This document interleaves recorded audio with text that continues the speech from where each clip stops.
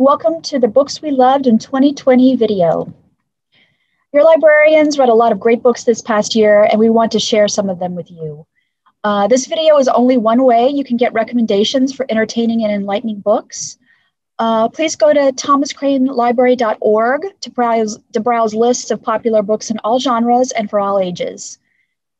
We also offer a digital service called Novelist Plus, which will give you read-alikes of authors and books that you already know you like, and much more. We offer a web form that you can fill out for yourself or the children in your life and get tailored recommendations just for you. We hope you find something that sparks your interest in the following suggestions. Hi everyone, my name's Eileen. I'm one of the Thomas Crane librarians, and I'm here to talk about one of the reads that I loved in 2020. That book was called The Lost Book of Adana Moreau by Michael Zapata. It's a really multi-layered, multi-generational, multi-timeline book. So if that doesn't scare you off, listen on. It's about Adana Moreau, a woman who was born in Latin America about 100 years ago. And by the way, this is all fiction.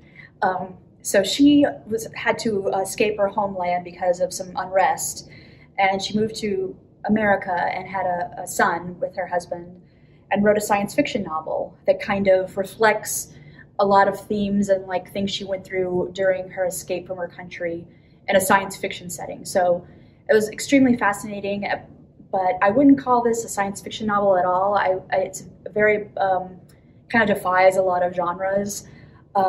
It jumps around in different timelines. We meet a couple of gentlemen later in the century who want to find her second manuscript that was never published because she had passed away. And they realize her son is still living and they want to find him to give him a manuscript, that manuscript that they happen to come across from a character that you really are not sure how they relate to the Moreau story. So it's a little twisty, time-bendy book, but it's pretty fascinating, and all this culminates during Hurricane Katrina. So it's a big climax at the end that when everything kind of gets tied together. It's a story about friendship, it's about family, it's about, you know, losing your identity and your culture because of things that are happening in your country. And it's something probably maybe some people can relate to. So I really enjoyed this book. There was a lot going on, but it's very beautiful prose, extremely well written. And this is Mr. Zapata's debut novel, so I really look forward to more books from him because this was just a kind of a genre-defying book that just kind of made you think and say, what's going on here? Which, that's the type of book that I love. So I highly recommend this book for someone who's looking for something a little different. This book can be found on Hoopla as an ebook or an audiobook, or you can check it out with us. Always give us a call or go online at thomascranelibrary.org and place your holds. Thanks. Hi everyone, my name is Paul. I'm one of the librarians at Thomas Crane Public Library, and I'm here to talk about one of my favorite reads for 2020, and that is Batman White Knight, which was illustrated and written by Sean Murphy. Batman White Knight collects an 8-issue miniseries dealing with what happens when Batman's greatest foe, the Joker, suddenly becomes sane. And it shows us a side of the conflict between these two well-known characters that we haven't really seen before. If Batman really believes that his arch nemesis can be redeemed, and at what point can the sins of his past outrun the good that a sane Joker is trying to do now. So it really dives into the things that push these characters forward, takes what we know about them and kind of flips it on its head a little, but it's extremely interesting. Now, you don't need to be a long-time fan of Batman to enjoy the series. In fact, even just having some sort of, glancing idea of who Batman is will be enough to allow you to enjoy it. It's pretty friendly to get into. Pretty interesting read. The art is really, really great. I find the art to give Batman a lot of weight, because this is a Batman that's been doing this for a while, so he's kind of older, heavier, a little more grim than even Batman normally is. So Batman White Knight by Sean Murphy, one of my favorite reads of 2020, and that was available actually through Hoopla, one of our digital ebook platforms, so you can find it there. Hi there, this is Pinky. I'm a member of the circulation staff at Thomas Crane Public Library. The book I loved in 2020 is The Princess in Black. This is a children's book, the first of a series of 8 books. It was written by Shannon Hill and Dean Hill and illustrated by Lee Wen Pham.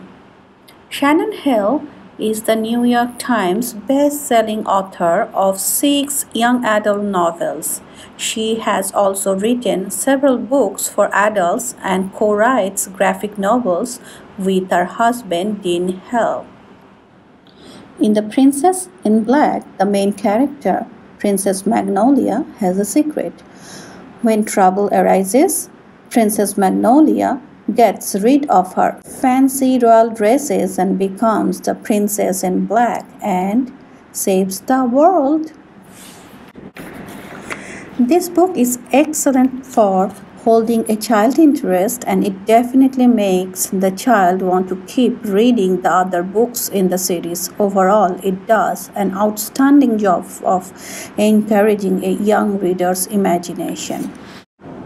This series is also an extremely good choice for beginning chapter book readers, since unlike some beginning chapter books, The Princess in Black series has a lot of color pictures which capture a child's attention.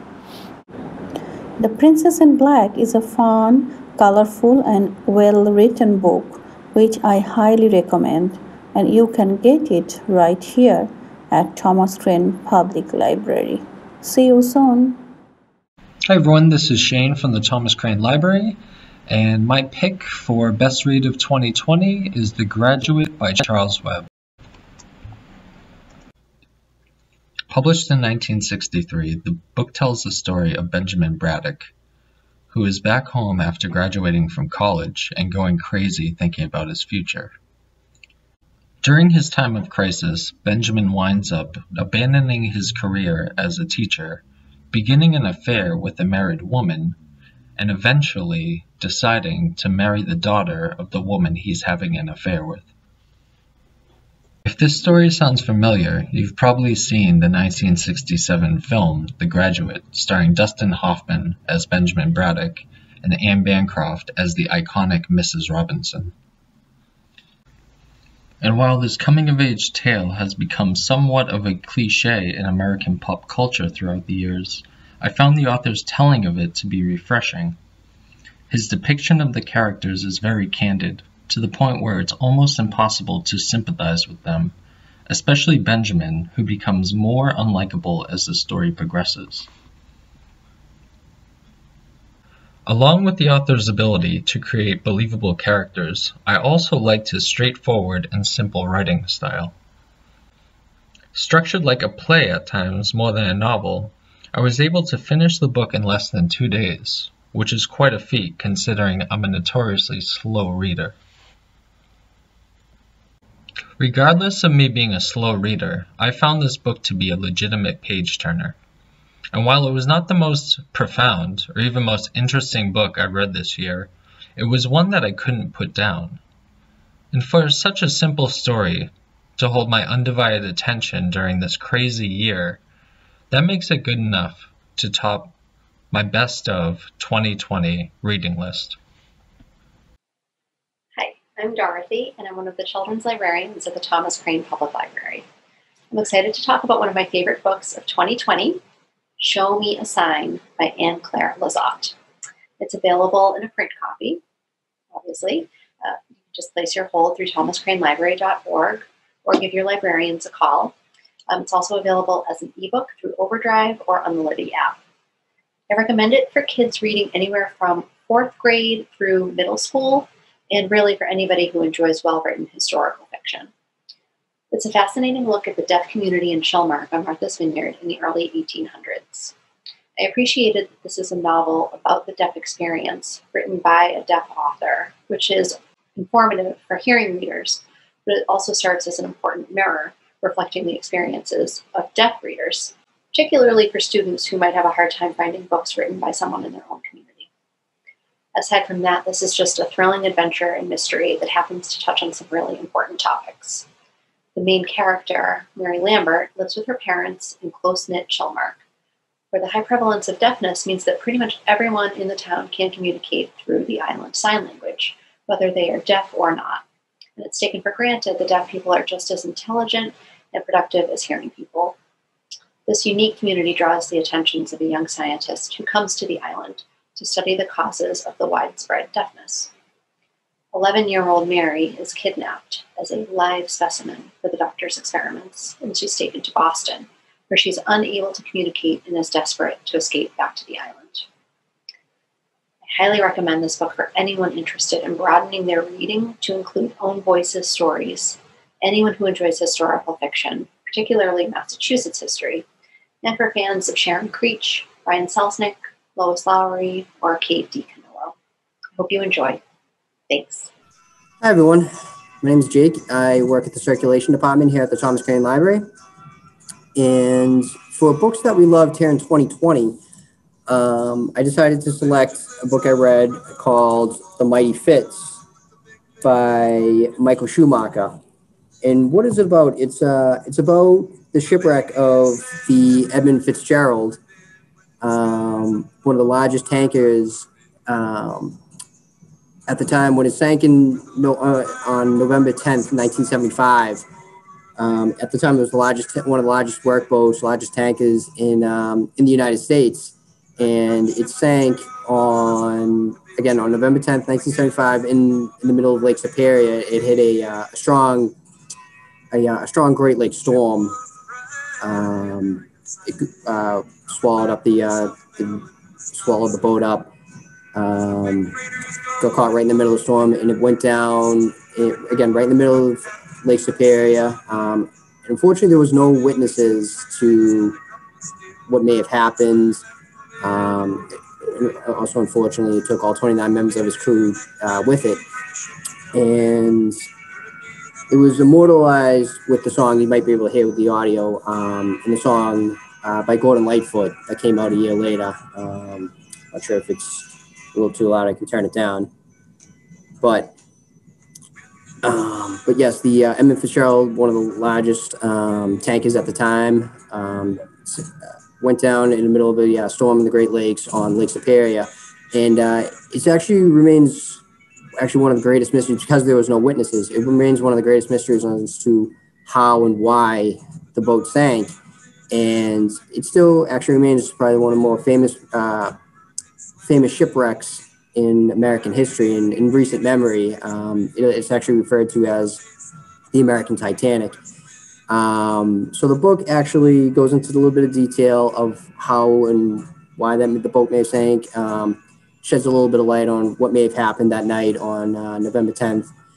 And also there's subsequent legal battles between the family members and some of the people that may have wanted to exploit the wreckage, whether for whether sell merchandise or make documentaries on it, and kind of use the wreckage as their own way to make a profit off it. And yes, so the book does go into a little bit of detail, again, of what happened that night and some of the subsequent legal battles that occurred afterwards. And I would say it's a pretty good read. Again, it's by Michael Schumacher, who's written all sorts of books detailing shipwrecks and documentaries about shipwrecks. So if you're into that kind of thing about boats in the Maritimes, or if you're into just the history of, especially when it comes to ships and shipwrecks, again with the Titanic, if you're into the story of Titanic, you might enjoy the story of the Edmund Fitzgerald learn a little bit more about it, about one of the more historic tragedies of in American history. So again, Mighty Fitz, The Sinking of the Edmund Fitzgerald by Michael Schumacher is a book that I loved here in 2020. Thanks. Hi, I'm Clayton Cheever, Assistant Director at the Thomas Crane Public Library, here in glorious Quincy, Massachusetts. I'm excited to tell you about the book Hidden Valley Road, Inside the Mind of an American Family by Robert Kolker. You may have already heard about this book. It's a #1 New York Times bestseller, and it's made it on a number of lists of the best books of 2020, including those compiled by President Obama, the New York Times, the Washington Post, NPR, Time, and many others. Hidden Valley Road itself is a place in Colorado. It's where the Galvin family raised 12 children, 6 of whom were diagnosed with schizophrenia. They became one of the first families to be studied by the National Institute of Mental Health. Their story not only helps us understand some of the ways it's like to live with this incredibly challenging disorder, it also shines light on the relationships between nature and nurture in human development. As if this story wasn't compelling enough, it has a special personal element for me. My mother-in-law, Dr. Linda Lisi, is featured prominently in the book. As a preeminent leader in the scientific struggle with schizophrenia, she's been personally confronted by gender assumptions and challenges of how her work would affect her own children, my wife and brother-in-law. I encourage you to read this book if you're at all interested in learning more about mental health and how our greater society has grappled with the role families and genetics play in this complicated and often painful experience. Hidden Valley Road is available to borrow in physical format from our catalog and as an ebook and an e-audiobook from Overdrive. The hardcover is 400 pages long and the audiobook is just over 13 hours long. I hope you enjoy it. Hi, I'm Margaret, an adult services librarian here at the Thomas Crane, and I'm sharing with you one of my favorite must-read books of 2020, Survivor Song by Paul Tremblay. This book is so fun if you love action, horror, zombies, and all things apocalyptic. Paul Tremblay sets the story in Massachusetts, where Dr. Romola Sherman and her very pregnant friend Natalie are forced to survive and save themselves and the yet-to-be-born baby from a rapidly spreading virus. Similar to rabies, it is spread by saliva and can be contracted by both animals and people, making just about every scene dangerous and nerve-wracking. The virus seems to appear overnight, and the infected, once bitten, are driven to taking out as many victims as they can around them, creating absolute chaos. Hospitals are completely full, unable to provide care. Leadership falls apart in the government and in the military, and citizens and neighbors start making some wild choices, showcasing a quick decline of societal standards in the face of fear. Sherman is a great protagonist, and I love the friendship between her and Natalie, but I of course just adore the little BMX ride-or-die duo, Josh and Louise. These two zombie-fighting teens also appeared in Tremblay's 2017 Disappearance at Devil's Rock. While some of the storyline feels like watching the news this year, Tremblay wrote this book actually prior to our new normal, and it was only published and released in 2020. I didn't know he was a locally born author until I started reading, so it was really fun navigating familiar characters and locations throughout the story. You can find Survivor Song and other books like it in the Thomas Crane Public Library catalog in regular print and as a book on CD. Or you can read this book digitally on Overdrive and on Libby. Enjoy! My name is Carrie, and I am the teen librarian at the Thomas Crane Public Library, and I'm here to talk about my pick for Best Book of 2020, the YA story Punching the Air by Evie Zaboy and Yusef Salaam. If the name Yusef Salaam sounds familiar to you, it is because he is one of the Central Park exonerated 5. But this is not Yusef's story. This is about a young boy named Amal Shahid, who at the start of the book is on trial for a crime that he did not commit. He has been accused of assaulting a young white boy. And as he gets thrust into the criminal justice system, he has to work to navigate the chaotic and dehumanizing juvenile detention system. This is a beautiful story that is told as a novel in verse. It has artwork that is scattered throughout the book. It is very poignant and powerfully written. And while this is not Yusef's story, he is able to tell of the same systemic racism that he dealt with, the injustices that he encountered while navigating the criminal justice system. And he's able to convey the poignancy and the struggles and traumas that he experienced while incarcerated. If you're looking for a book that speaks to systemic racism, the school-to-prison pipeline, and an unjust criminal justice system, then I highly recommend Punching the Air by Ibi Zoboi and Yusef Salaam. This is deeply profound and beautifully written, and I highly recommend it. I hope you enjoy. Hi everybody, my name is Molly Macrigianis and I work in the literacy office at the Thomas Crane Public Library. And I'm here with my son. What's your name? 7. Oh, sorry. Theo! And how old are you? 7! Okay, and Theo and I are going to talk about a book we I'm in first grade. read together called A Boy Called Bat. And it is by Elena K. Arnold. So can you tell us a little bit, what is this book about? So the book is about a boy called Bat, and his mom is a veterinarian, and she brings home this skunk, and it needs help, but in 1 month they have to give it to like a care center for pets, and Bat doesn't want that to happen. So he tries to take care of the skunk, and at the end of the 3rd book, I'm going to figure out if Bat makes his mom... If he's able to keep the skunk. Yeah. Yeah, so that's a good point. This is the first of a 3-part book, right? We didn't read the other 2 parts yet. So it's about this relationship that this boy has with this baby skunk, right? And how he works really hard to try to take good care of it. What's his relationship like with people? Not very well, and he has a little trouble of communicating with people, and he has trouble of making friends. So that's part of the story too.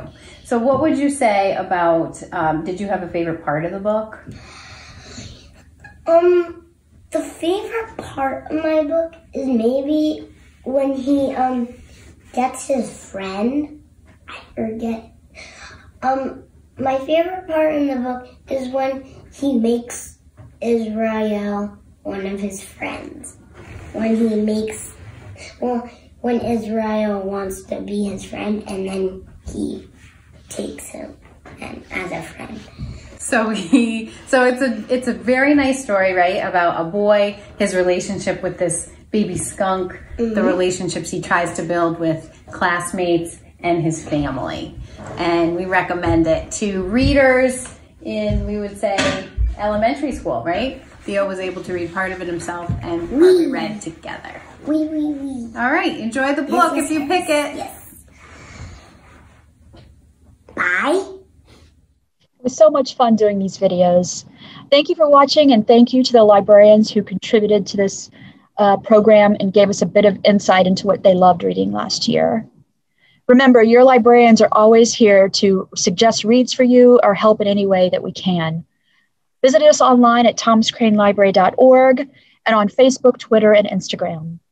You can call us at 617-376-1300 or email us at quref@ocln.org.